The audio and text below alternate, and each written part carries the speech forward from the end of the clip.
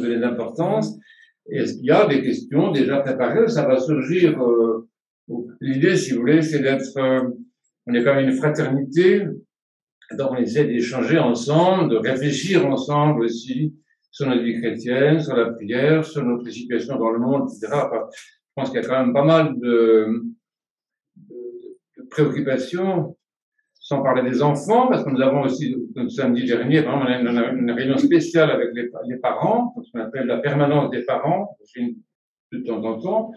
Et donc, on ne va pas parler particulièrement des enfants, parce qu'on a fait samedi, mais d'autres questions qui sont liées au travail, qui sont liées à votre témoignage dans la société, qui sont liées à la prière, qui sont liées à l'attitude chrétienne dans le contexte actuel. Enfin, c'est très important. Mais chacun, je pense, a des préoccupations personnelles. C'est ça qui est intéressant.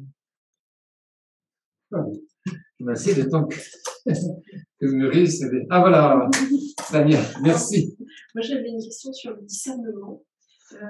Sur le discernement. Je trouve le discernement, oui. Voilà. Je trouve que c'est compliqué. Dans la vie, on se fait souvent balloter, on choisit pas, on fait pas toujours les choix. Déjà, on choisit pas toujours ce qu'on veut faire, ce qu'on fait, etc. On ne réfléchit pas toujours, et même quand on réfléchit, c'est vraiment très dur de choisir en tant que chrétien. Voilà, de faire un choix à la lumière de.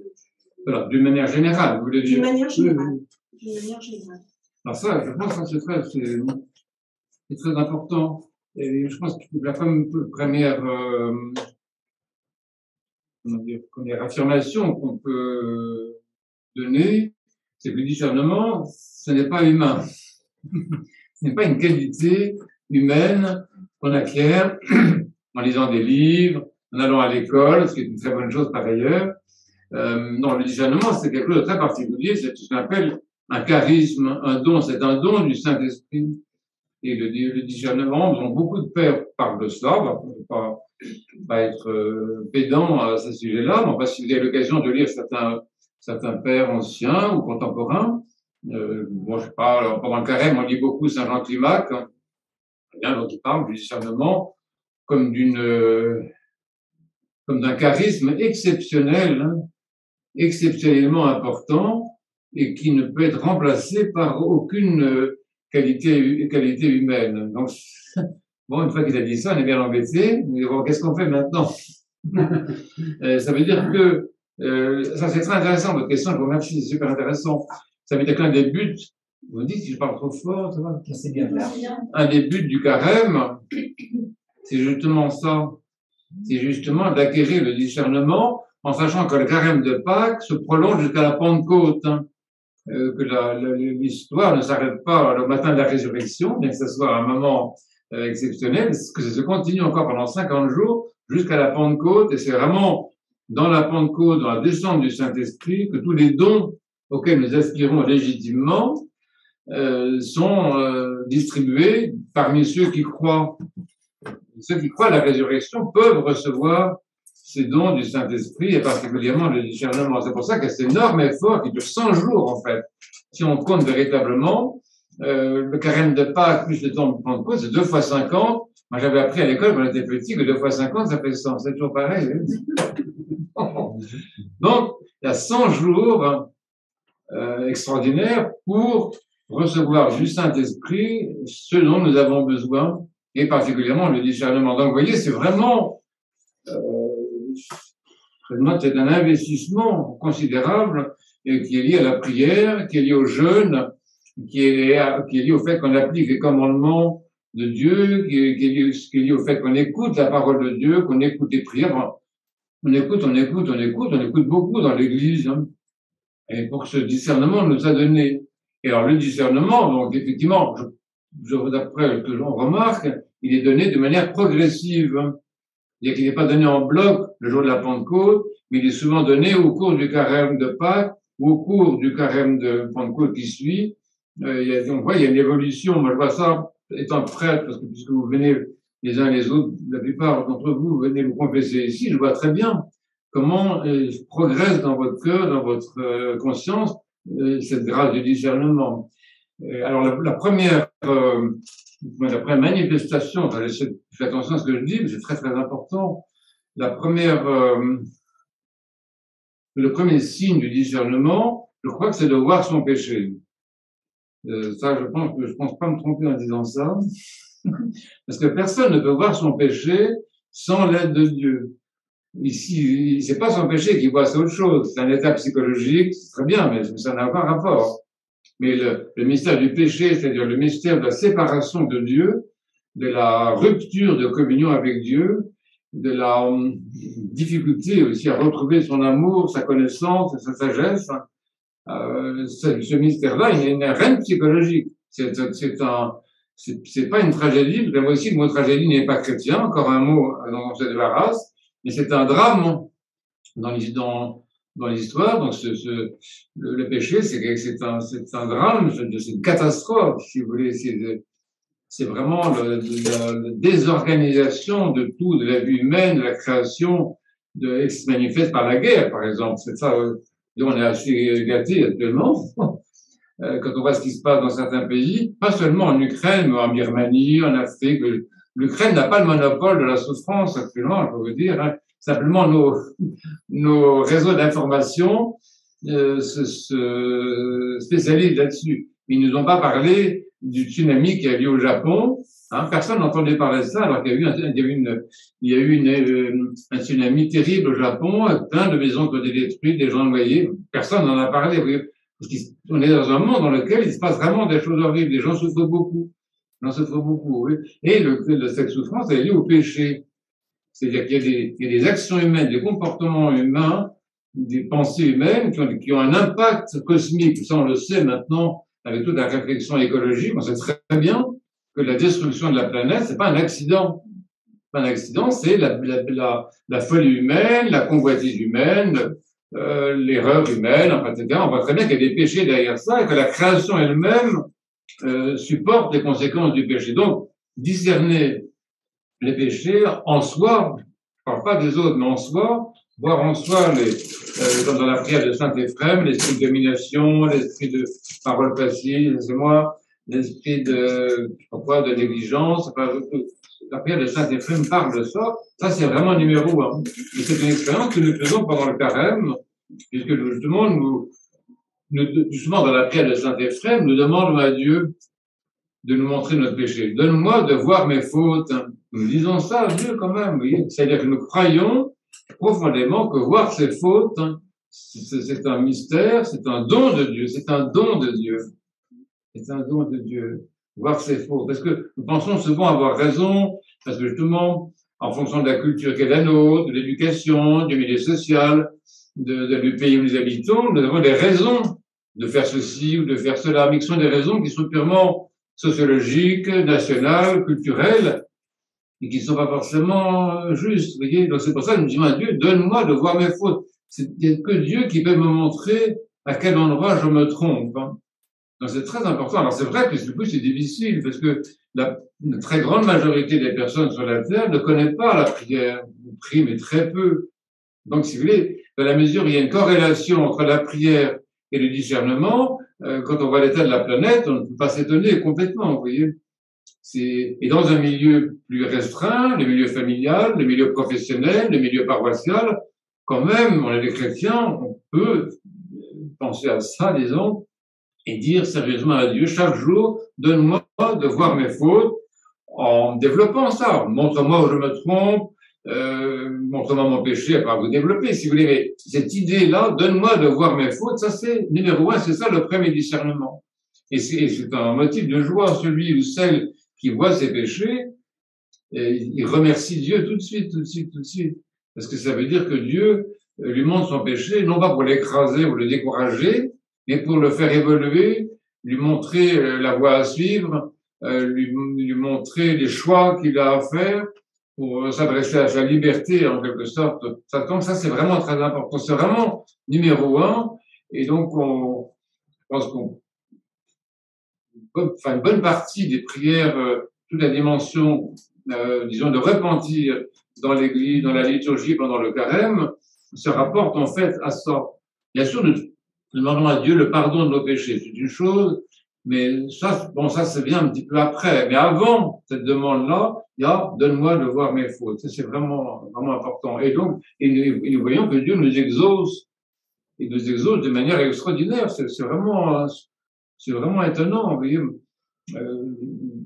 donc parce que souvent, moi j'ai des amis, si vous voulez, qui n'ont aucun sens du bien et du mal, que je vois pas, bon, ça, bon, tout le monde le fait, bon, vous voyez, il n'y a aucun sens. Donc, pour que la distinction du bien et du mal, c'est-à-dire la distinction de ce qui nous approche de Dieu et ce qui nous en éloigne, parce qu'il n'y a pas de bien absolu, il n'y a pas de mal absolu, ça n'existe pas, ce sont les notions philosophiques.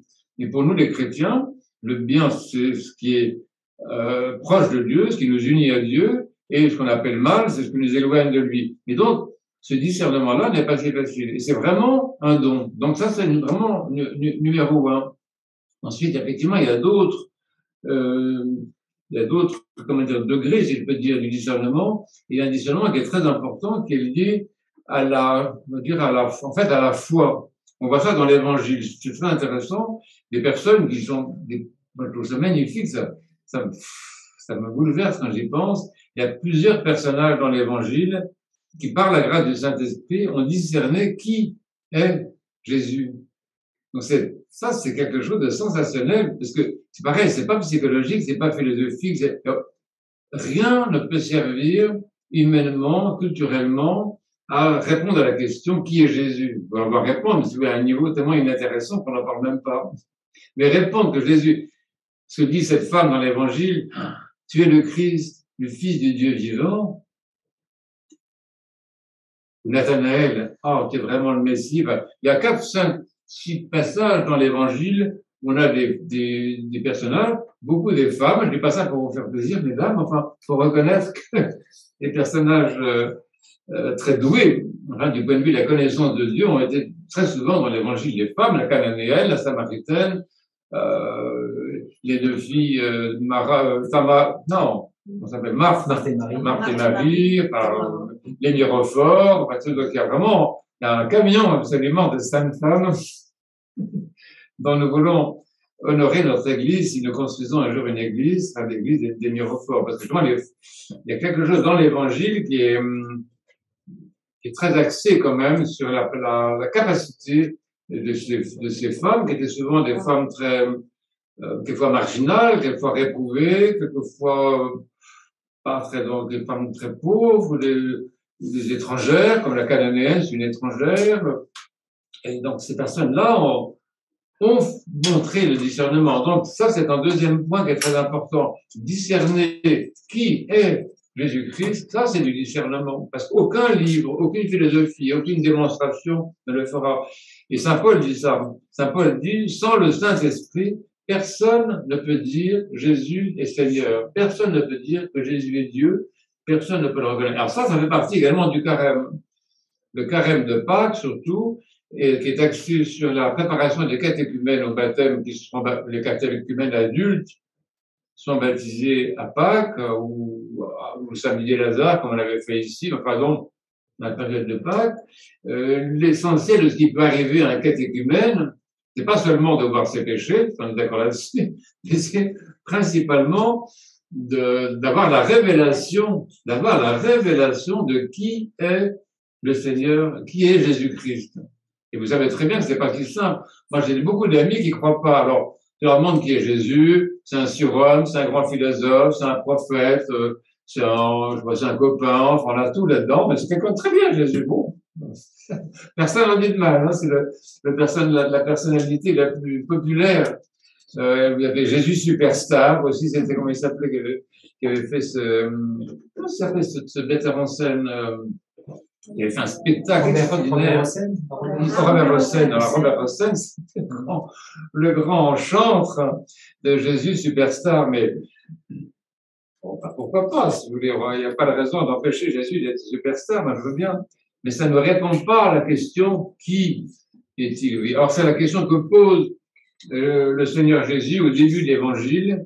Il dit à ses apôtres et à ses disciples, il a dit, qui dites-vous que je suis? Ou dans une autre parole, il dit, qui dit-on que je suis? Je crois que ces 2 paroles-là, mais c'est la même. Donc ça, le discernement, si vous voulez, c'est pas exactement le fond de votre question, j'y arrive. Le fond, c'est donc le discernement de l'identité de Jésus-Christ. Et ça, si vous voulez, l'Église se construit là-dessus.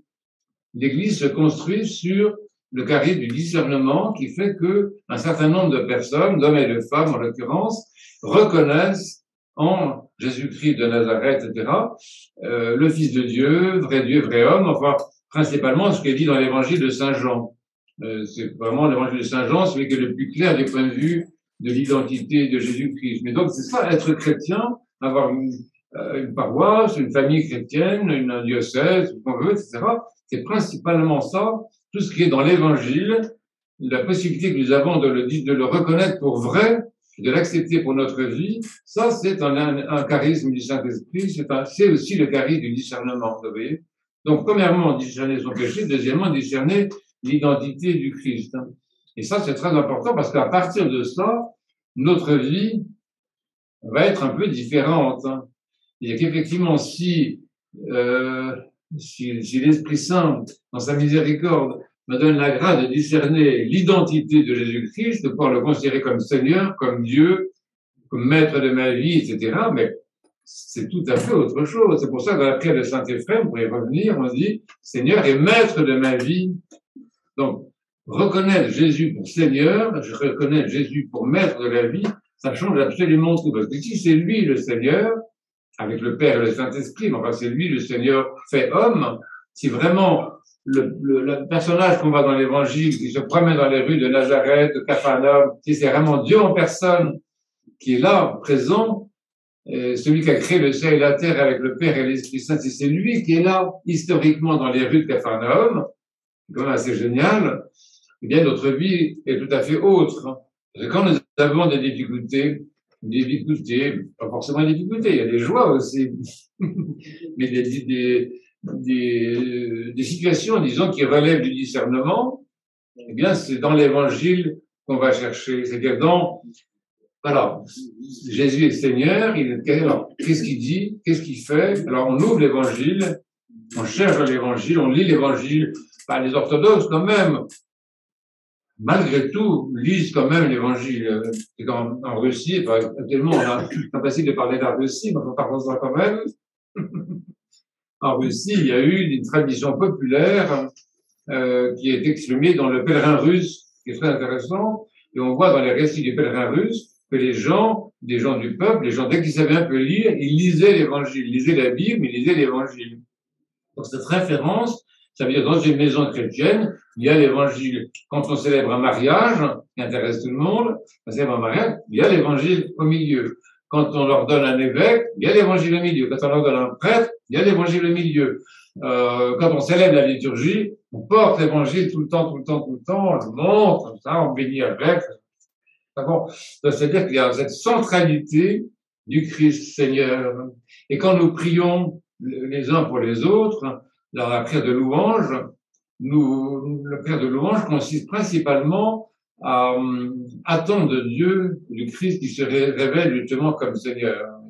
Mais donc, il est le Seigneur. Donc, effectivement, dans les situations de la vie, il y a beaucoup de situations perplexes. Moi, je dis, l'évangile, c'est la caisse à outils. Alors, et dans l'évangile, il y a vraiment tout, par exemple, les grands problèmes sociaux de notre temps, les problèmes liés au conflit des peuples, les problèmes liés à la gestion de l'argent, les problèmes liés à la relation avec la création, j'en passe, il y en a probablement d'autres. Toutes ces questions-là ont leur réponse directe ou indirecte dans l'évangile. Donc, c'est un réflexe à avoir. Donc, il s'agit du discernement. Pour acquérir le discernement par rapport à une situation précise de la vie, par rapport aux enfants, par rapport au couple, par rapport à la profession, c'est généralement dans l'évangile même qu'on le trouve, en relisant. Et alors, ce qui est intéressant, moi, j'ai vu ça chez certains moines, j'ai lu ça dans les écrits de Saint Jean Cassien, que j'aime beaucoup. Saint Jean Cassien, c'est quelqu'un de très, très complet. Il raconte justement l'histoire d'un moine qui était, au fond, illettré. Il doit avoir son BEPC, je sais pas si on avait le BEPC à l'époque de Saint Jean Cassien, mais enfin bon, il y avait un niveau comme ça de 23e. Il lisait pas beaucoup. Et quand il voulait savoir qu'est-ce que Dieu lui disait dans sa parole, vous savez ce qu'il faisait? Il jeûnait 3 jours. C'est ça que ça laisse rêveur. Mais c'est très intéressant. C'est-à-dire que la question du discernement, elle est liée, comme pour la vision de ses péchés, comme pour le discernement d'identité de Jésus-Christ, elle est liée dans les décisions à prendre par rapport à la parole de Dieu, elle est liée à une démarche de prière et de jeûne. Ce moine, il jeûnait 3 jours dans sa cellule, et au bout de 3 jours, Dieu lui révélait le sens de sa parole. Donc, vous voyez, vous avez, c'est pas, voilà, des questions des enfants, par exemple. La plupart d'entre vous, vous avez des familles où vous allez en avoir. Voilà, c'est un petit bout de chou de 1 an. Bon, ça commence, 1 an, c'est bon. Alors, c'est dans l'évangile. Mais c'est pas uniquement en l'ouvrant comme ça. C'est en ayant, par rapport à la parole de Dieu, une démarche de prière et de jeûne. Alors, on n'a pas tellement envie de jeûner, c'est vrai que la société de consommation, c'est pas très bien vu. N'empêche que c'est comme ça qu'on a toujours fait. Est-ce qu'il y a quelque chose dans le jeûne, si vous voulez, qui est une déclaration par rapport à une situation, une déclaration, c'est-à-dire, moi, je mangerai pas tant que j'aurai pas la réponse à cette question. C'est pas un chantage à Dieu, mais c'est un chantage à soi. C'est-à-dire, je ne me contente pas des réponses qu'on va me faire, le psychologue scolaire, le psychologue conjugal, etc. Bon, on a des réponses. Non, moi, je veux une parole de Dieu. Je veux que Dieu lui-même me dise quoi? Quelle est sa volonté? Quelle est sa volonté? Et donc, je vais jeûner et prier pendant, bon, c'est peut-être pas forcément 3 jours, mais une journée serait déjà pas si mal, pour que me soit révélée la volonté de Dieu. C'est ça qui est important dans la famille, avec les enfants, dans le couple, dans le travail. C'est quelle est la volonté de Dieu? Qu'est-ce que Dieu veut? Qu'est-ce que Dieu veut? Et même par rapport aux événements historiques que nous vivons, qui sont terribles, sont vraiment horribles. On dit, mais il y a vraiment que le jeûne et la prière. C'est pour ça que ce que nous faisons dans l'Église, de faire le carême sérieusement, de célébrer les offices, de suivre toute la tradition des pères, c'est ce que nous pouvons faire de mieux. Parce que c'est par là que nous avons la possibilité d'acquérir le discernement par rapport aux événements qui nous entourent. Mais là, on parle simplement de choses plus accessibles, en famille, dans le travail. Alors, ça, c'est quelque chose qui est vraiment, je pense, important, la prière et le jeûne, pour chercher dans la parole de Dieu ce qui nous est dit. Bon, maintenant, au point suivant, moi, je suis un plan dans ma tête, j'ai un ordinateur dans la tête. Donc, le point suivant, c'est que le discernement, si vous voulez, on l'acquiert aussi par rapport à Dieu directement. Il n'y a pas que, pourquoi? Parce que Dieu n'est pas que verbe, Dieu est Père et Esprit. Donc, si vous voulez, il y a une ouverture extraordinaire par rapport à la divinité. Bien sûr qu'il y a le verbe, et on va consulter l'évangile, comme je le disais à l'instant, mais il y a le Père et il y a l'Esprit. Donc, il y a un espace de révélation, et même Saint Jean, qu'on a bien connu, Saint Jean a dit, de toute façon, dans l'évangile, il n'y a pas tout. Parce que si on avait tout écrit, alors les bibliothèques du monde n'y suffiraient pas. Il a écrit ça lui-même, à la fin de l'évangile selon Saint Jean. Il dit ça à sa manière, mais c'est beaucoup plus posé que moi. Oui. Et donc, l'évangile, si vous voulez, n'est pas exhaustif. Et donc, tout ce qui n'est pas, qu'on ne trouve pas dans l'évangile directement, on va le trouver par le Christ aussi, par l'Esprit et par le Père, mais aussi dans la prière. C'est-à-dire qu'il y a des moments de la vie où une maman ou un papa s'enferme dans sa chambre et prie avec larmes,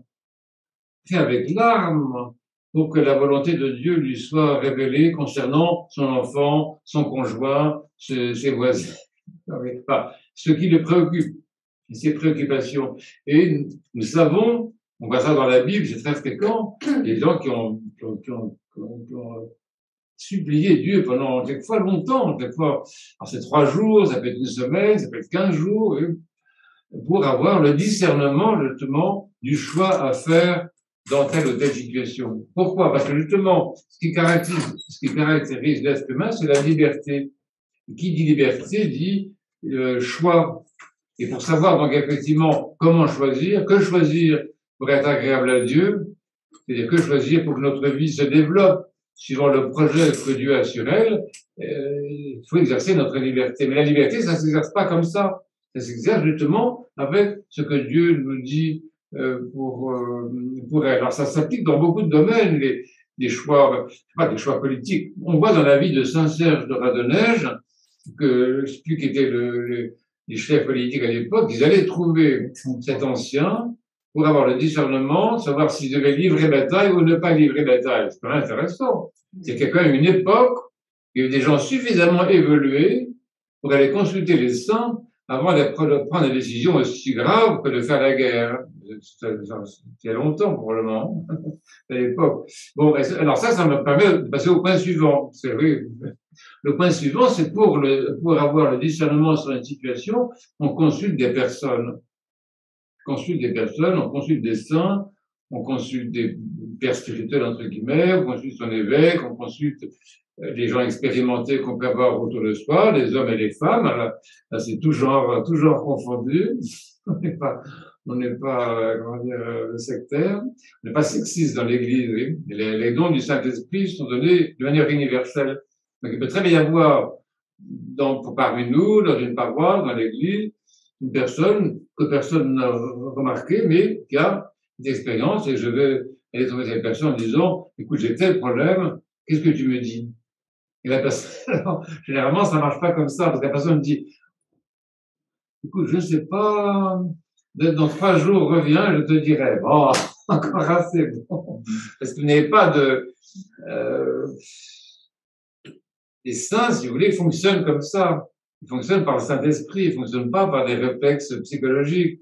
Donc, et on voit ça dans ce très bon film qu'il faudrait revoir peut-être pendant le carême, qui s'appelle L'île.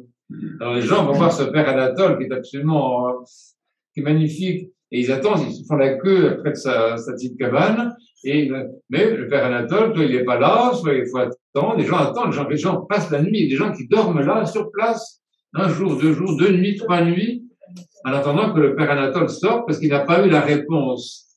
C'est extraordinaire, ça. Donc, moi, je trouve ça. Ce sont des gens, si vous voulez, qui vivent la réalité de Dieu, pour qui Dieu est réel. Hein. Dieu n'est pas une idée, une légende, je sais pas quoi, les bêtises qu'on entend, vous voyez, mais Dieu, c'est vraiment quelqu'un, et que tant que ce quelqu'un m'a pas donné de réponse, moi, je n'ai pas de réponse à te donner. Et donc, ça arrive très fréquemment. Ça veut dire, même à un niveau plus simple d'entre nous, dans les paroisses, etc., il peut arriver qu'un fidèle pose une question à son prêtre, à son père spirituel, et si celui-ci est expérimenté, il peut se trouver dans la situation de dire, écoute, je n'ai pas de réponse aujourd'hui. Voilà, on va prier 3 jours, 4 jours, toi de ton côté, moi du mien, et dans 3, 4 jours, reviens ou téléphone-moi, envoie-moi un SMS, comme ça qu'on fait maintenant, et je te dirai si j'ai une réponse. Alors, c'est très intéressant, parce que quelquefois, tu envoies ton SMS au bout de 3 jours, et la réponse c'est, je n'ai toujours pas de réponse à te donner. Donc, maintenant, un peu, vous voyez, il y a quand même une patience à avoir pour que le discernement, la réponse qu'on attend, qui est souvent vitale, on a peut-être un enfant malade, on a peut-être une maison en train de s'écrouler, mais qu'est-ce que je fais? Je n'ai pas de réponse. Mais je n'ai pas de réponse. Patience, oui. Et ça, c'est très, très important. Il y a beaucoup de cas dans l'histoire, non seulement depuis le Christ, mais même dans la Bible, dans les textes bibliques, des cas où on voit justement que les prophètes, ils sont interrogés et ils n'ont pas toujours de réponse. Quelquefois, ils n'ont pas de réponse du tout. Non, moi, Dieu ne m'a rien dit, je peux rien te dire, Dieu ne m'a rien dit. Si je te réponds, je te réponds de moi-même, et ça vaut rien du tout. Je te réponds de ma culture, de mon instruction, parce que je suis agrégé de l'université, parce que je suis psychologue, parce que je suis médecin. C'est pas le sujet, vous voyez. Le discernement, comme j'ai dit au début, étant une grâce de Dieu, on la cherche, tout ce que je viens de vous dire, et on attend donc effectivement que nous soit donné. Alors ça, c'est vraiment le stade, je pense, le plus élevé, le plus exigeant. Ce n'est pas difficile, c'est pas tellement difficile, mais le plus exigeant, c'est est-ce que j'ai le courage, la force, soit de jeûner pour avoir cette réponse de Dieu dans sa parole, soit de jeûner pour avoir cette réponse de Dieu directement, soit de jeûner et d'avoir la réponse dans ça. Est-ce que je suis capable de ça? C'est vrai que le XXe siècle où nous sommes n'est pas très doué pour ça. Les gens veulent un truc tout de suite, hein. Ah oui, ben maintenant je parle. Ben la réponse tout de suite. Alors ils font, c'est affreux, parce que tout le monde va sur Internet, on perd un temps fou. Quand c'est pas Internet, c'est Facebook. Un nouveau truc que j'ai trouvé, c'est TikTok. Je me dis, connais TikTok. Alors, parce que les gens sont pressés d'avoir la réponse. Eh bien, je suis désolé, il n'y a pas à être pressé. Il n'y a pas à être pressé. Alors, c'est très grave, quand vous avez un enfant malade, vous êtes forcément pressé. Mais on a vu des cas où, justement, l'ancien qu'on avait consulté n'avait pas de réponse. Mais il priait. Il restait pas à regarder la télé, si vous voulez, l'ancien, non. Il n'avait pas de réponse, mais il priait pour cette femme et son enfant en suppliant Dieu de lui donner une réponse. Et en fait, Dieu souvent agissait à l'égard de l'enfant sans que même l'ancien le sache. Et quand il sortait de son trou, pour dire qu'il avait une réponse, l'enfant était déjà guéri. Donc, il faut voir, on vit, nous les chrétiens, on vit dans un autre monde. Hein. On vit dans le vrai monde, hein. Un vrai monde dans lequel il y a la grâce du Saint-Esprit, les saints, la Mère de Dieu. Je ne vais pas parler de la Mère de Dieu, mais bien sûr, aussi vous allez prier la Mère de Dieu en disant sauve-moi, inspire-moi, parce que la Mère de Dieu, elle a une activité très précise. Et c'est pour ça que les gens qui ne croient pas à la Mère de Dieu ne peuvent pas être chrétiens. Je suis désolé, c'est enregistré, déjà. C'est que la Mère de Dieu, elle a une activité très précise, c'est que nous conduire au Christ. C'est ça le travail de la Mère de Dieu. Donc on prie la Mère de Dieu pour qu'elle nous conduise au Christ et qu'elle obtienne du Christ la réponse dont on a besoin. La Mère de Dieu, c'est celle qui donne le Christ au monde, soit en l'enfantant, soit en le montrant. Là, elle le tient sur ses genoux, mais il y a des icônes qu'on appelle Odigitria, où elle montre le Fils. Oui. Donc sans la Mère de Dieu, on ne peut pas s'en sortir. Tout ce que j'ai dit, ça suppose la Mère de Dieu, évidemment. Oui. Donc c'est ça, là. Alors après ça, effectivement, le discernement, ça va être des choses très très précises. Moi, je connais des anciens qui, quelqu'un que j'aime beaucoup, qui est Saint Porphyre d'Athènes, qui a été canonisé il y a très peu de temps, il donnait des réponses, mais très très précises. Il disait, tu vas dans tel village. Là-bas, dans le village, il y a une rue, deux rues, trois rues. À la quatrième rue, tu tournes à droite et tu vas dans la maison qui est là-bas et tu parleras à la personne qui est là. C'est fou quand même. Oui. Il y a quand même, dans la ville de Saint-Nectaire, parce qu'on a tous été voir le film sur Saint-Nectaire, dans la vie de Saint-Silouane, etc., on voit très bien qu'il y a des personnes, si vous voulez, qui ont une relation avec le Saint-Esprit qui est telle qu'effectivement, ils peuvent nous conseiller d'une manière utile. Alors, mais c'est très important. Il faut pas négocier là-dessus. Pas négocier là-dessus. Dans la vie de Saint-Silouane, il est question de Saint, comment il s'appelait, un autre moine qui était là-bas. Comment il s'appelait? Zut. Bref, on lui a posé la question, comment parlent les anciens? Et il a dit, les anciens, ils parlent du Saint-Esprit, pas autre chose. C'est-à-dire que quelqu'un qui a vraiment une expérience dans l'Église, ce qu'on appelle les anciens, les vieillards, c'est quand on en trouve, ils parlent de l'Esprit Saint. Ils disent ce que l'Esprit Saint leur dit de dire. Ils ne disent pas de leur propre opinion. Et ça, c'est marqué dans la vie de Saint-Silouane, vous le retrouverez. Donc, vous voyez, c'est cette question du discernement. Ça vient, en fait, c'est tout un monde, tout un programme, et qui est donné dans l'Église. Et je suis obligé de dire aussi qu'il est donné dans l'Église des Saints-Pères. Parce que si on sort de la tradition, si on commence à dévier, comme il a dit tout à l'heure dans les proverbes, j'ai pas tout entendu les proverbes que vous avez lus, mais il dit une chose, il dit, ne bois pas d'une source étrangère, bois de ton eau. C'est-à-dire, tu es dans la tradition, tu te nourris de la tradition, va pas chercher ailleurs ce qu'ils pensent. Donc c'est très important d'être dans l'église des pères, parce que là se trouve, si vous voulez, l'expérience, ça veut pas dire qu'on est meilleur que les autres, mais c'est là que se trouve l'expérience attestée de génération en génération et la possibilité de trouver des anciens qui peuvent donner des réponses aux questions qu'on se pose. Et alors, on revient aux grandes questions de notre époque. Qu'est-ce qu'on fait avec l'écologie? Regardez, on est en période électorale. Moi, ça me fait de la peine. Non pas qu'on soit en période électorale, je trouve ça intéressant. Mais ce qui me fait de la peine, ce sont les propos qu'on entend par les uns et par les autres qui sont vraiment très, très pauvres, enfin, et donc qui montrent, si vous voulez, un désarroi total par rapport à la réalité. Vous voyez le programme, mais ils sont 4, 5, 6, maintenant 7, je sais plus. Bon. Il y a dans les propos qui sont émis par nos candidats, que Dieu les bénisse par ailleurs, on devrait prier pour eux aussi. Peut-être que je devrais le faire, c'est nommer tous les candidats dans la liturgie, on est responsable de ça aussi, oui. Mais c'est vrai que leur programme est vraiment C'est inquiétant. C'est inquiétant de penser que des personnes se proposent d'être à la tête d'un pays avec très peu d'idées, très peu de réflexion. Vous voyez, c'est du coup pas beaucoup de discernement, enfin, une sorte de pauvreté de la conscience devant des problèmes qui sont immenses. Les problèmes climatiques, les problèmes écologiques, tout ce que vous savez, qui sont gravissimes. Les questions qui ne les règlent pas dans 5 ans, les dégâts sont irréversibles. C'est dit, il y a eu des commissions qui ont produit leur rapport, le siècle, je sais pas comment on appelle ça, ils ont produit leur rapport en disant ça. On a 5 ans pour faire prendre telle décision. Donc, vous voyez, il y a du discernement sur le plan politique. C'est très important, la politique. Ça m'intéresse beaucoup. Sur le plan social, sur le plan scolaire, sur le plan familial, c'est très important. Et en fait, on est débordé parce que il n'y a pas forcément parmi les députés, parmi les gens qui ont la responsabilité, pas spécialement beaucoup de personnes qui fonctionnent de cette façon-là, qui savent s'adresser à Dieu, qui savent aller trouver les anciens, qui savent demander à Dieu quelle est ta réponse à ça.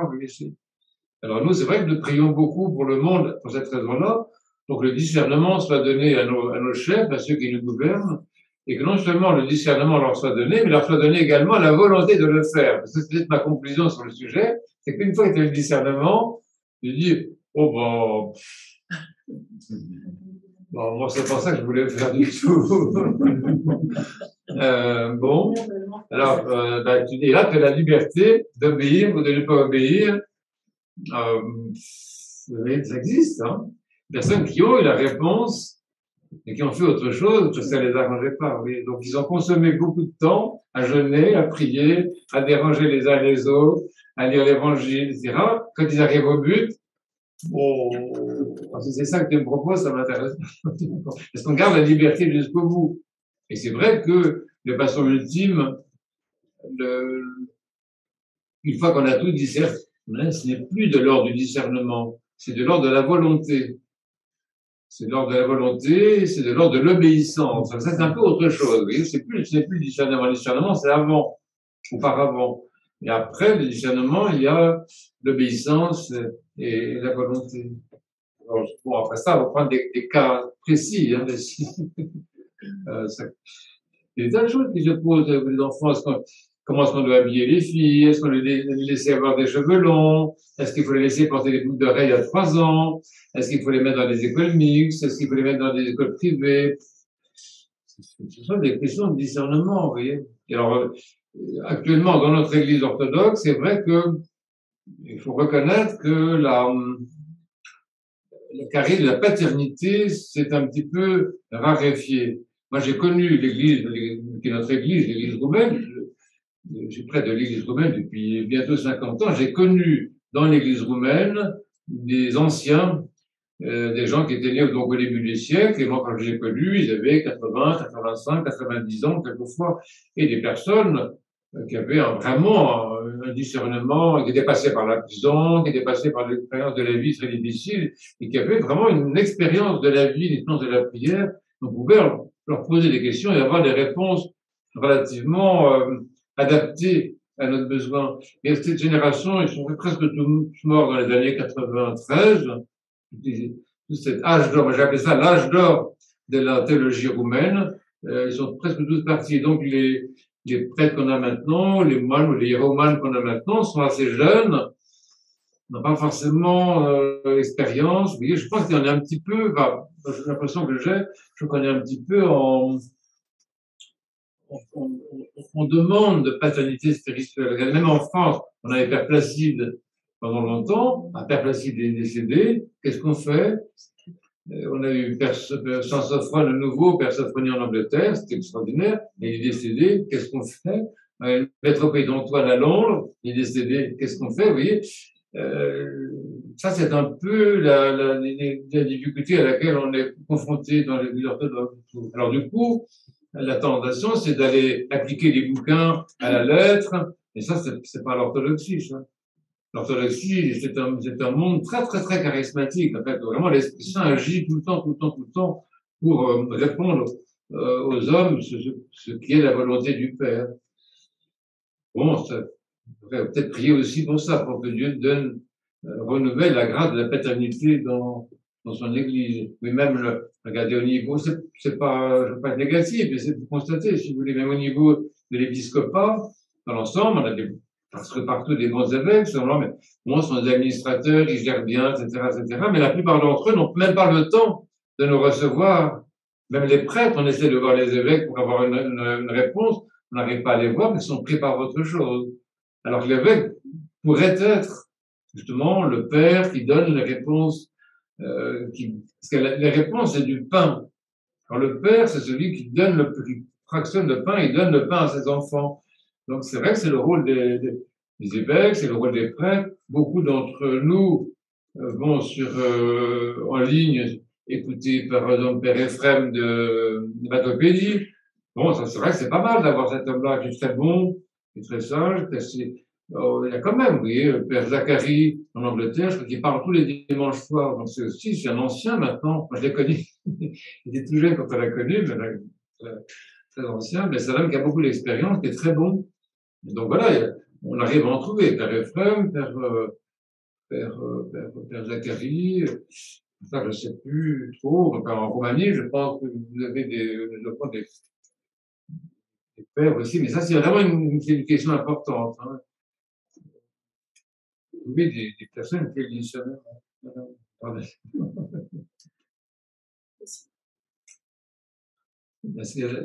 bon, ça ne répond pas à tout, mais c'est juste en gros, quoi. Bon, on reprend bien les différentes étapes de mon exposé. Qu'est-ce qu'il y a des questions? César avait une question. C'est une question qui se raccroche à ce que tu viens de dire à propos de la prière de supplication.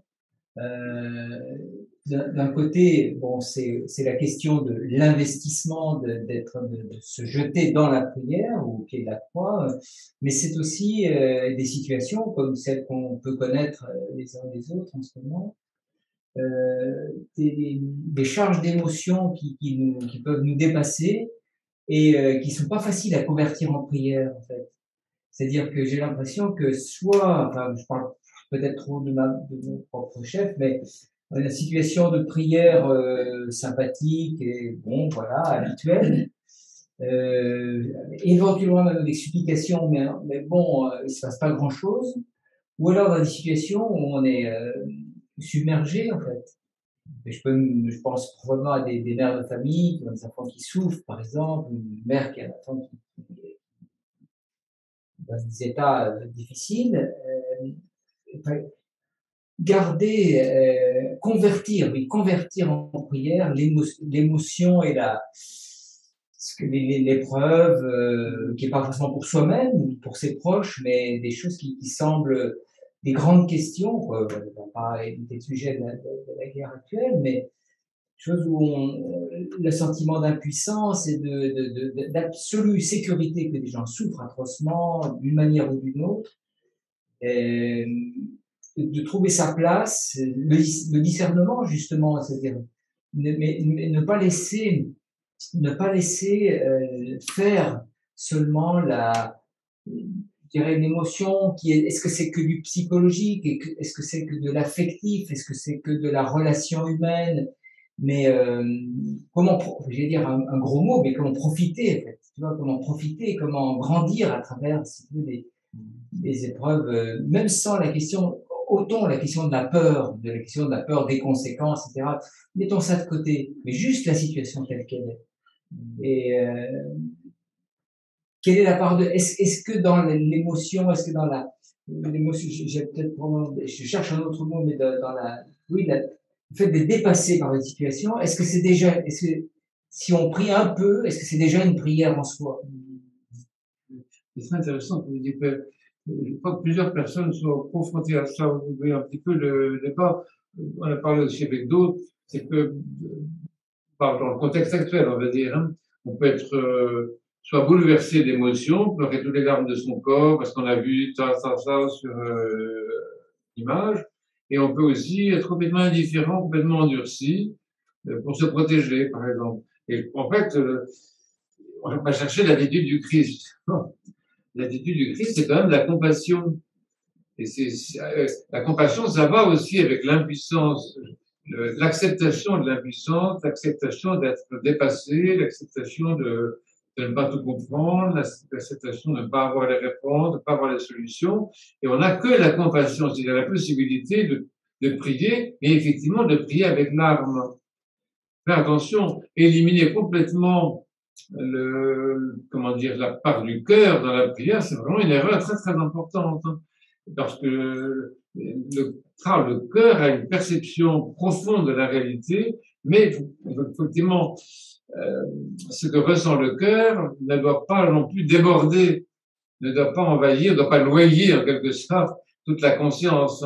Et le Christ nous a montré ça justement plusieurs fois dans l'Évangile. Il nous montre qu'en fait, il avait une perception très très forte de la condition humaine, beaucoup plus même que nous. Vous voyez, ils sont même forcément parlé des événements historiques de l'époque, l'occupation romaine, les gens qu'on crucifiait tout vivant comme ça sur la voie, vous savez, c'était épouvantable. L'Antiquité, c'est horrible, hein. Donc c'était une brutalité, les gens qu'on décapitait comme ça, sans jugement. Enfin, bon, et ça, c'est les aspects les plus spectaculaires. Mais le Christ avait une connaissance de la condition humaine dans sa déshumanisation profonde. Il avait une connaissance que nous n'avons même pas. Nous sommes bouleversés par comment dire, le côté spectaculaire des événements. Mais derrière ça, le vrai mal, la vraie souffrance, le vrai mal de l'humanité, le vrai péché de l'humanité, nous le percevons à peine. Et le Christ, lui, il percevait ça. Il avait ce discernement, justement, mais divin, de connaître la condition humaine. Et à chaque fois, il a traité, si je peux dire, ce qu'il voyait, non pas par une action de miracle, il n'aimait pas trop faire des miracles, il en faisait un petit peu, mais il n'aimait pas trop, et plutôt traité par la compassion. C'est-à-dire, être dans les situations, vivre les situations de tout son cœur, de toute sa vérité, prendre ces situations comme les nôtres, prendre le péché des autres comme notre propre péché, nous entrer dans les situations, on entre, prier au pied de la croix, c'est vraiment ça, c'est une expression qu'on voit souvent Père Claude, je pense que c'est très très juste. Notre prière est une prière au pied de la croix, et une prière pour le monde, c'est une prière qui renonce à la puissance, qui renonce à l'efficacité, et dont le propos est principalement d'entrer dans les événements par la compassion, par l'amour, de pénétrer de l'intérieur en quelque sorte. Un garçon m'a raconté ça cette année, ça m'a beaucoup frappé. C'est un prêtre qui m'a raconté ça. Il m'a dit que pendant la confession, pendant que la personne confessait ses fautes, il y a un moment, il a eu la révélation de la profondeur du mal. Hein. Et c'était insoutenable. Hein. Pour lui, il a eu la révélation de la profondeur du mal. Mais cette révélation de la profondeur du mal, oui, elle est insupportable. Hein. Elle ne peut être supportée que par la compassion, c'est-à-dire un immense amour, en fait. Un immense amour. Il a vu, ça durait pas très longtemps, c'est même pas chiffrable, hein. Mais il a vu les profondeurs de l'enfer, qui s'est déchiré, en quelque sorte, le voile du théâtre qui s'est déchiré, et même les événements catastrophiques qu'on voit à la télévision, sur YouTube, ça c'est rien. Excusez-moi, pourtant c'est horrible, hein, mais c'est rien par rapport à la profondeur du mal, la profondeur infernale, hein, du mal. Hein. Et lui, il a perçu ça, et il avait le choix, soit détruit immédiatement par cette révélation, soit assumer cette révélation par la compassion, c'est-à-dire par l'amour, c'est-à-dire, comme on prie dans la prière, aie pitié de nous et de ton monde, miséricorde pour nous et pour ton monde, pendant des heures. Saint Silouane priait comme ça, par exemple. Saint Silouane, on me dit, il faisait rien, Silouane était moins rien, il était dans sa grotte, au Moatos, ça n'a rien de gens comme ça. En fait, dans sa grotte au Moatos, Saint Silouane qui avait justement, presque comme le Christ, il était très proche du Christ, très ressemblant au Christ, il avait une perception, c'était pendant la Deuxième Guerre mondiale, il avait une perception du mal dans le monde, il priait pour le monde avec compassion, et depuis sa grotte, il priait dans cette prière qui est sur les icônes, on disait à Dieu, soit sauve ton monde, c'est prier vous comme ça, et soit, très souvent aussi, donne-leur le Saint-Esprit pour qu'ils te connaissent par le Saint-Esprit. Donc C'est vrai que ça paraît dérisoire. On dit, tu pries comme ça sert à rien, tu ferais mieux d'envoyer les colis aux Ukrainiens, tu ferais mieux de faire la quête. On peut toujours discuter de ça, si vous voulez. Mais il s'agit de ce que dit Père Claude, c'est encore autre chose. C'est pas comment faire du bien à ceux, c'est où se situer, où être dans ce monde, où suis-je dans ce monde, où, à quel endroit est-ce que ma conscience chrétienne, en l'occurrence, s'enracine dans ce monde, et un endroit qui ne soit ni le jugement, ni le larmoiement, ni l'humanitaire superficiel, ni une espèce de... Mais un endroit qui soit juste, qui soit l'endroit où est plantée la croix du Christ. Il y a un seul endroit au monde où un chrétien peut se trouver actuellement, et je ne parle pas pour moi parce que justement je n'y suis pas, je suis absolument un débutant, donc je ne peux pas vous parler de moi, mais je sais quand même. Il y a un seul endroit où le chrétien peut se trouver, je réponds à ce que dit Père Claude, c'est l'endroit où la croix est plantée. La croix est plantée à un endroit très précis, avec le crâne d'Adam, qui est là sur le Golgotha. Donc il y a un seul endroit au monde où on trouve soit le discernement, soit la compassion, et l'amour extraordinaire et plus fort que la mort, c'est ce lieu-là, le lieu où est plantée la croix, le Golgotha. Et je ne parle pas d'un lieu géographique qu'on pourrait éventuellement maintenant, comme les tourismes relevés impossibles, on peut aller à Jérusalem, voir le Golgotha, mais je dirais un Golgotha mystique, hein, où chacun se trouve quand il accepte de donner sa vie dans la prière pour le monde. Alors, je suis pas capable de faire ça, je m'en pardonne. Qui peut faire ça, vous voyez? Qui peut, dans la prière, verser des larmes de sang pour le monde? Je sais pas. Il y a des gens comme ça, sûrement. Et seul celui qui peut être sur le Golgotha du monde, hein, celui qui peut être au pied de la croix ou à l'endroit où la croix est plantée, est vraiment dans le réel, en fait. Dans le réel, et effectivement, il prie à ce moment-là pour le monde avec des larmes de sang, des larmes de sang, la sueur de sang, c'est très important. C'est religieux. C'est bien de lire l'actualité, mais quand vous avez lu, regardez ce qui se passe en Ukraine, c'est bien, on laisse un peu et on lit les évangiles de la Passion dans Saint Jean. Très intéressant. Qu'est-ce que c'était que qu'est-ce que c'était que la prière du Christ pour le monde? C'était cette prière dans laquelle même sa sueur était il versait son sang, c'est assez extraordinaire comme phénomène. Il versait son sang pour le monde par les pores de sa peau.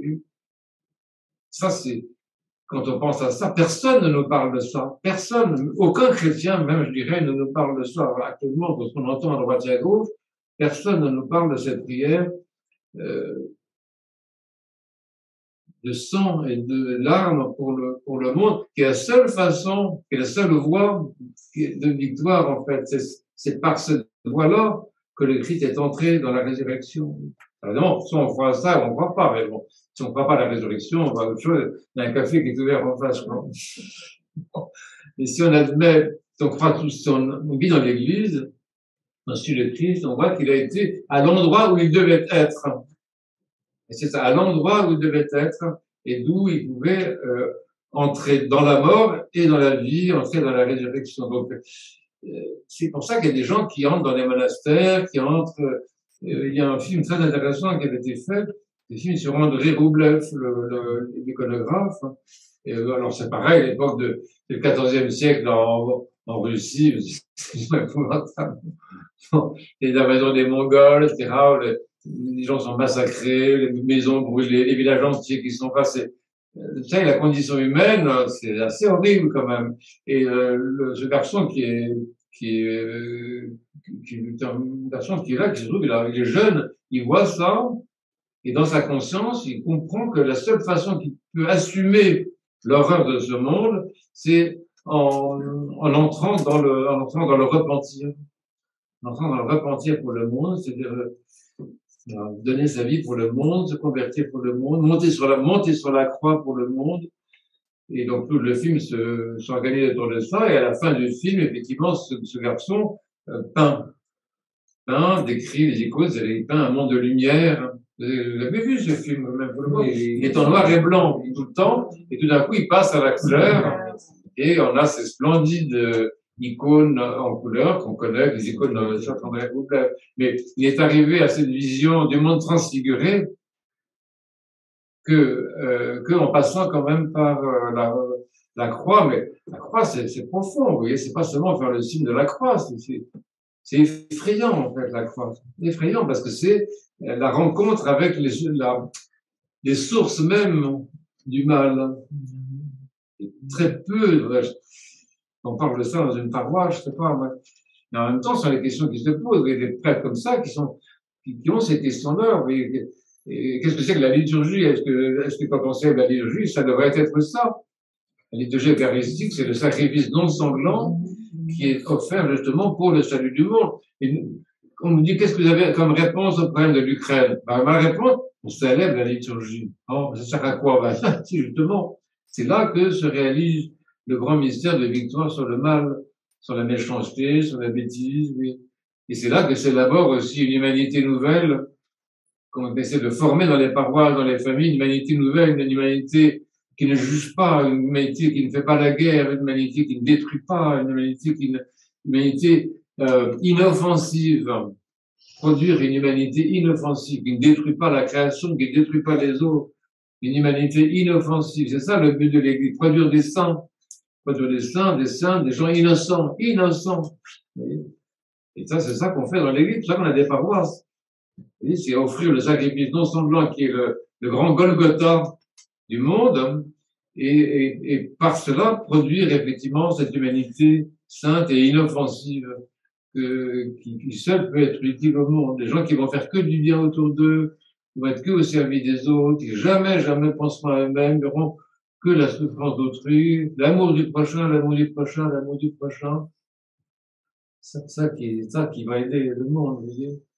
Et donc, comme archipel, je sais pas si ça correspond à ce que tu disais un peu, mais moi, je pense beaucoup à ça. Mon impuissance, elle est dans le fait que je vois ces choses-là, je crois que je les connais, mais je les connais indirectement. J'en suis loin. Et je suis moi-même incapable de me mettre dans cette position du Golgotha pour le monde. Donc, du coup, je suis obligé de confesser ma responsabilité aussi. C'est que je suis incapable de faire pour le monde ce qui serait utile pour lui. Et je suis incapable d'entrer au monastère, je suis incapable de vivre dans le désert en ne faisant que prier, je suis incapable de jeûner véritablement, je suis incapable de tout ce qui est enseigné, j'en fais presque rien, vous voyez. Donc, du coup, pour moi, ce qui me concerne, je ne fais pas grand-chose, vous voyez. Mais je suis sûr que c'est ça même si je le fais pas, d'autres le font, d'autres le feront. Et c'est important que vous, les chrétiens, qu'on ne se laisse pas prendre par un langage idéologique, ou psychologique, ou philosophique. Ça, c'est du temps perdu. Il faut parler du Christ, de la croix, de la résurrection, de l'enfer, du bien, du mal. Et dire toujours, qu'est-ce qu'a fait le Christ? Qu'est-ce qu'il ferait le Christ? Où est le Christ dans tout ça? Où est le Christ dans tout ça? Et quand on pose la question, on voit qu'il est l'amour immolé partout, il est l'amour piétiné partout, il est l'amour crucifié partout. On voit très bien. On voit très bien que le mystère du monde, c'est le mystère de la croix. On le voit. C'est ça qu'il faut se poser ces questions-là, mais se les poser du point de vue de la foi chrétienne. Il y a des autres questions. Après ça, quand est-ce qu'on se couche?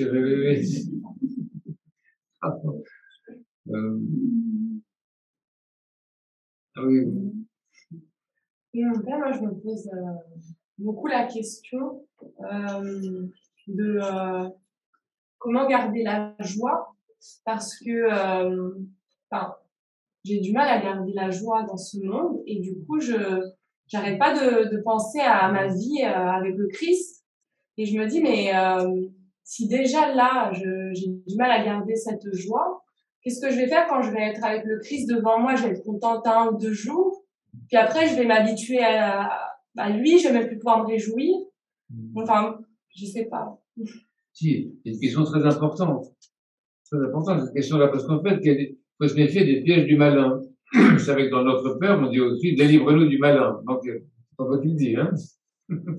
Nous voyons aussi que le Christ dans l'évangile, là, il a vaincu le diable dans le désert, il a exorcisé, etc. Donc, il y a de la part du malin, il y a des pièges. Et un des pièges, là, qui est très, très fort, si vous voulez, ça consiste, là, comme dit Maria, c'est à nous dire, tu n'as plus l'actualité, tu n'as plus ce qui se passe dans le monde. Comment est-ce que tu peux être dans la joie? Comment est-ce que tu peux te réjouir? Vous, les chrétiens, vous êtes vraiment infects, vous êtes vraiment répugnants.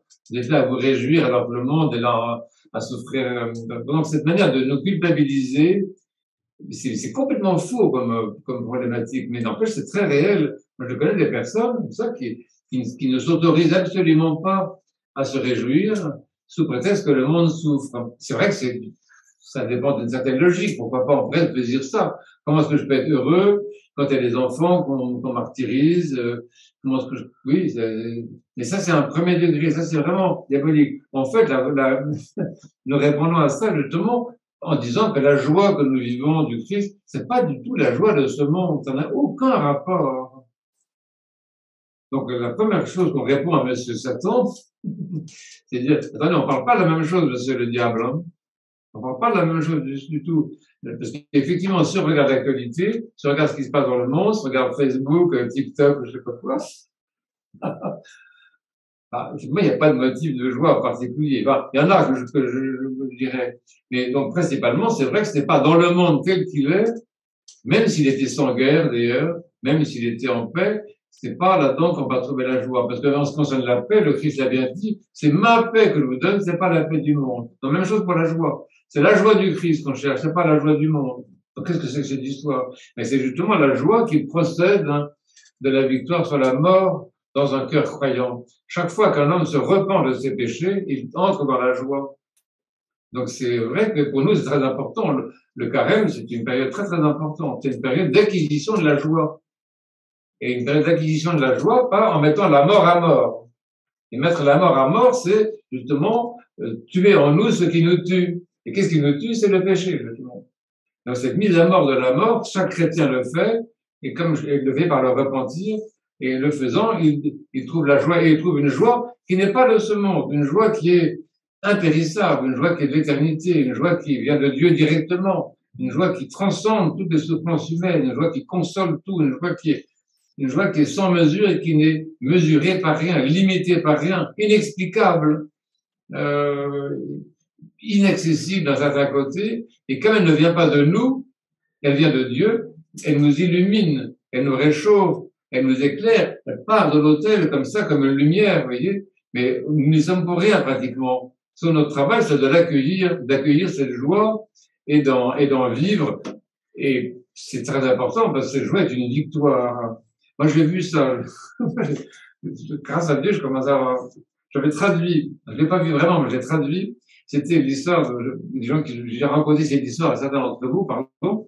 Et j'avais traduit ça, c'était un texte roumain qui racontait comment dans les prisons roumaines à l'époque de Ceausescu, c'est pas d'un inconfort assez exceptionnel, bon. Et en particulier cette prison, je sais pas si c'était Jilava ou Aioud, il y a plusieurs prisons célèbres en Roumanie, c'est des horreurs, quoi. Et une de ces prisons, on mettait les gens là-bas, et pendant 1 an, ils n'avaient pas vu la lumière du soleil, quand même. C'est une espèce de cave, t'as même pas de soupirail, t'as rien. Et on mettait ensemble des gens de toutes sortes, des assassins, des bandits, des saints, des justes et des pécheurs, tout ça ensemble. Et dans cette prison, donc on ne voyait pas la lumière, il y avait vraiment pas mal de malfaiteurs, des types très violents, des gens qui avaient tué père et mère plusieurs fois, enfin, genre assez dur. Bon. Et il y avait parmi eux un homme qui était là, qui était toujours dans la joie.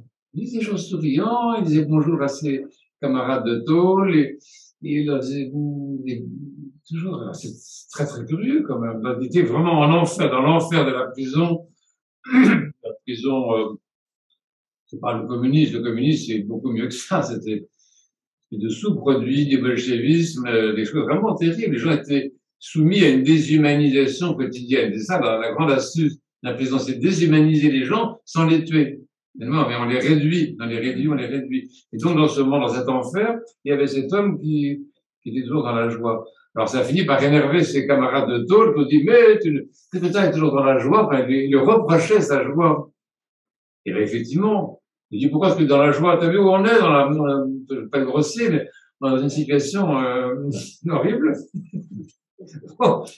Et donc, ils l'ont embêté, ils ont su qu'il était prêtre. Alors, alors toi, le pape, alors quand ils ont su qu'il était prêtre, ils l'ont embêté encore plus.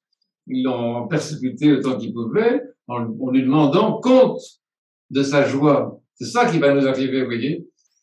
On va nous demander compte de notre joie. Et il a répondu à ce moment-là, il a dit, moi, écoutez, les enfants, je suis dans la joie tout le temps.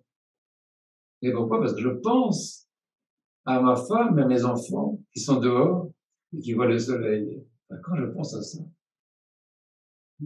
Donc voilà quelqu'un, si vous voulez, qui vivait en enfer, un genre d'enfer, avec une joie qu'on lui reprochait, parce qu'il se réjouissait pour les autres. Vous voyez? Et donc ça, c'est très important. La joie chrétienne, c'est une espèce de miracle, en fait, qui fait qui se manifeste comme, oui, joie pour les autres. J'avais appelé ça une phase de la JPA, sur donne des sigles et tout maintenant.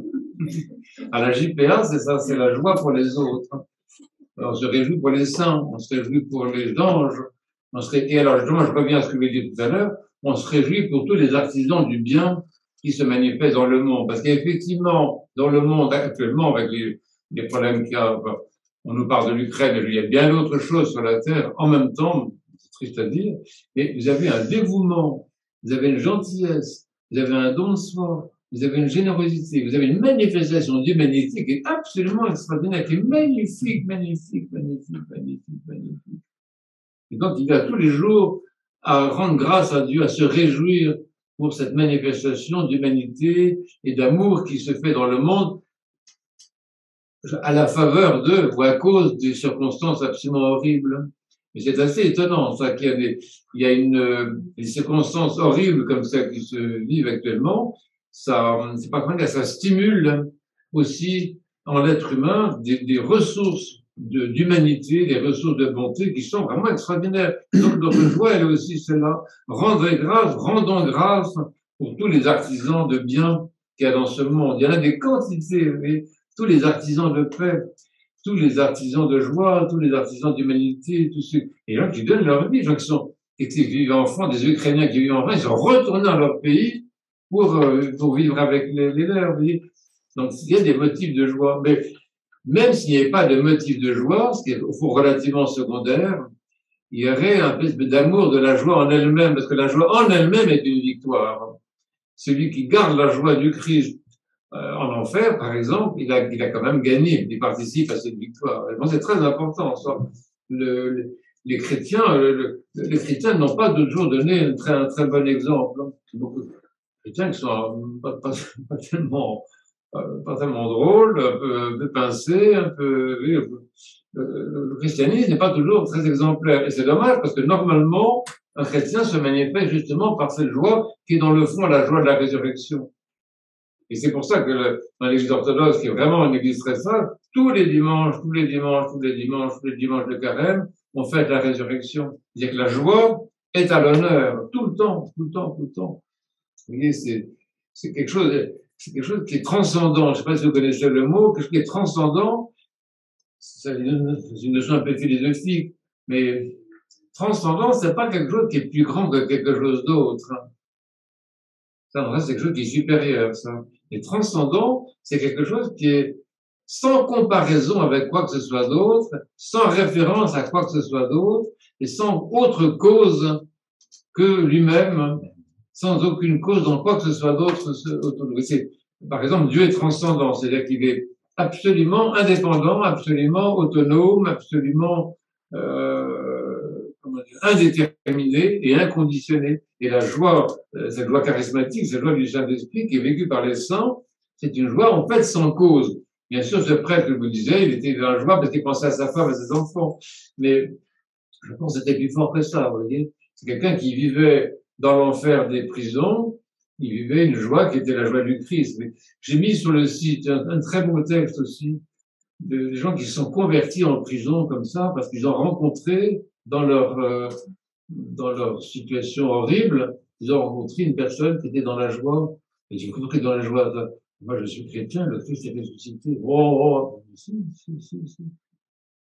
Et donc, les gens qui sont venus se confesser. Et si j'ai sur le site, moi je peux dire, mais ce texte, très beau texte qui est écrit par un protestant hongrois, qui a été torturé dans les prisons roumaines, pas en tant qu'Hongrois, mais en tant que chrétien, en tant que protestant. Et il raconte comment des gens sont convertis en prison, c'est dans l'enfer des prisons, parce que il faisait la rencontre d'une personne qui était dans la joie de la résurrection. Des gens qui commençaient à se confesser, des gens qui avaient fait des choses horribles, qui sont confessés, qui sont morts après immédiatement. Oui, donc pour répondre à Maria, comment dire, c'est important de chercher ça, une joie qui n'est pas de ce monde. Et aussi s'apprêter à ça, à ce qu'on nous dise, mais pourquoi es-tu dans la joie? Apprêtons-nous à rendre compte de notre joie. On va nous demander des comptes. On va dire, comment est-ce que vous osez être dans la joie, tu vois? Et dire, non, moi je suis dans la joie parce que le Christ, parce que l'évangile, parce que l'évangile n'est pas notre espoir. C'est pas vrai. Nous ne sommes pas dans la joie parce que nous avons une espérance de ceci, de cela. Non. Nous sommes dans la joie parce que ça existe déjà. L'évangile existe déjà, le Christ existe déjà, les saints existent déjà, les sacrements de l'Église existent déjà, la possibilité pour chacun d'entre nous d'être saint existe déjà. On ne vit pas dans un avenir, on vit maintenant, aujourd'hui, le Christ est ressuscité, maintenant, aujourd'hui, l'Église existe, et maintenant, aujourd'hui, chacun d'entre nous peut faire ce qu'il peut, disons, pour gagner cette vie du Christ et la mettre en pratique. Donc ça, et puis il y a des tas de raisons. Alors si on parle des raisons, on veut dire que le salut pour tous, que tout homme peut être sauvé. Vous voyez, c'est très très important. Tout homme peut être sauvé même. Et justement, ça c'est la position orthodoxe, c'est très important. J'ai vu, c'est pas pour dire du mal à mes petits camarades, j'ai vu un texte qui a été publié par des évêques non orthodoxes, et ils ont parlé de fautes impardonnables, indélébiles. Ça, c'est pas chrétien du tout. Jamais un chrétien dit une chose comme ça. Un chrétien dit que tout péché peut être pardonné s'il y a du repentir. Il n'y a pas de faute impardonnable, ça n'existe pas. Même Judas pouvait être pardonné s'il se repentait. Donc c'est pour ça qu'il faut vraiment rester dans l'esprit orthodoxe, faire très attention, hein. Rester dans cette vérité absolue que tout homme peut être sauvé, tout homme peut se convertir et tout peut être pardonné, que Dieu veut pardonner tout et tous à tout temps, en tout temps, hein. Ce qui est paradoxal, non, parce que nous pensons, ben non, on va pas pardonner un tel, pas pardonner un tel, pas pardonner. Ça, c'est notre vie humaine, ça. Mais Dieu voit les choses autrement. Ça aussi, c'est un motif de joie, que Dieu soit si miséricordieux, qu'il y ait une telle miséricorde qui est préparée pour tous. C'est fantastique, vous voyez.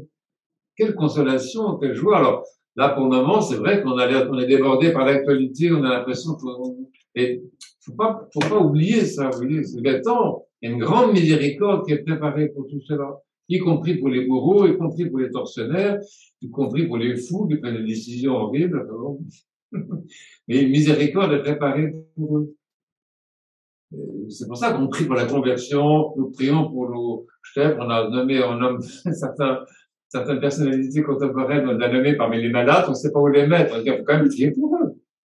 On a prié pour Vladimir, parce que Vladimir, il a tellement, on ne sait pas lequel c'est. Mais si tu pries pas pour la conversion de ces personnes-là, tu rates ton autobus chrétien. Tu es à côté de la plaque, oui. Ah bon. C'est intéressant comme question, c'est pas important. Mais pour Biden aussi. Alors, merci d'être là, Elena. C'est fou que vous ayez là. Parce que, justement, je vous en parle, parce que je parle de choses que vous connaissez, au fond. Parce qu'à votre génération, vous avez vécu en tant que émigré, etc. Vous avez vécu des choses très difficiles, hein. Donc, vous savez peut-être le pardon des ennemis. Bon, là. Il y avait encore une question, mais la fois qu'on a plus de temps, mais ça résume un peu ce qu'on a dit. J'ai écouté l'autre jour une interview de Bertrand Vergely, c'est quoi Vergely? C'est quoi ce Vergely? Vergely en un seul mot. Et ce Bertrand Vergely que j'aime beaucoup, il a parlé dans un service de YouTube et on lui disait qu'est-ce que c'est que l'église orthodoxe pour vous? Et il dit c'est une église mystique. Donc et tout ce dont on parle là, c'est lié à une mystique de la vie chrétienne, à une mystique. Parce que quand on parle de mystique, parce que ça veut dire nous fonctionnons sur le mode de la révélation. Nous ne fonctionnons pas sur le mode des valeurs chrétiennes ou les idées chrétiennes, ça existe déjà, mais l'orthodoxie est très très particulier. On fonctionne sur le mode mystique. C'est le mode de la révélation, que Dieu nous révèle, que Dieu se révèle à nous, que Dieu se montre présent. On dit dans la liturgie encore tout à l'heure, toi qui es invisiblement, c'est fou, vous avez entendu ça? Toi qui es invisiblement présent avec nous par la grâce de Saint-Esprit. On dit ça, vous vous rendez compte? Donc c'est ça, là, cette identité mystique de l'orthodoxie. Bon, on va se coucher. Merci.